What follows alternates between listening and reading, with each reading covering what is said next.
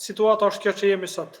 Po edhe ashtu gjatë muajit dhjetor dhe janar qytetarët kanë pranuar fatura shumë më të larta të energjisë elektrike se sa muajt paraprak, një rritje sërish me çmimit të rrymës, çfarë ndikimi do të ketë në jetën e qytetarëve? Po rrit koston në drejt për drejt për qytetarët e Kosovës. Realisht jo vetëm për qytetarët, si thuhet në mënyrë të drejt për drejt, të rritja çmimit të energjisë elektrike, por edhe të rritja e produkteve. Sidomos produkteve esenciale, si është buka edhe produkte tjera që prodhohen me energji elektrike në Kosovë. Prandaj do të kemë rritje dyfish, gjithmonë rritja e çmimit të energjisë është rritje e kostove familjare dyfish, drejt për drejt për familjen dhe në mënyrë të fortë rritje e çmimeve produkteve esenciale.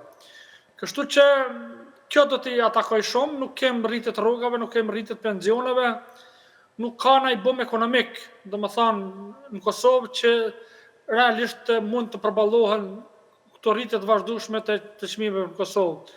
Nuk është vetëm çmimi i energjisë që është rrit në mënyrë të vazhdueshme, por janë edhe një sër produkte tjera që janë rrit në mënyrë të vazhdueshme dhe realisht si thuhet po rendojnë jetën e qytetarëve në Kosovë. Pra, rritja e çmimit të rrymës do të përkthehet automatikisht edhe në një valë të re të rritjes së çmimeve të produkteve të tjera, apo jo?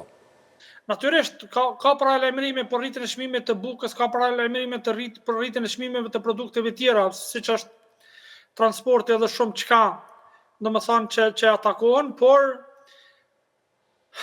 rritja e çmimit krijon edhe një lloj pasigurie psikologjike të qytetarët edhe të bizneset, edhe kjo në mënyrë automatike domethënë krijon pasiguri sociale në Kosovë. Ka gjatë historisë në përbot depresione ekonomike kur qytetarët kanë krijuar një lloj depresioni ku është humb shpresa që mund të krijohet, si mund të krijohen vende të reja të punës ose mund të zhvillohet ky vend.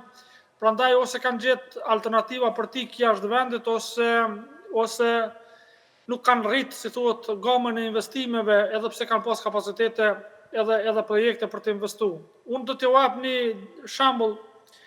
Kosovë ka rreth 300-400 megawatt kapacitete të reja në fushën e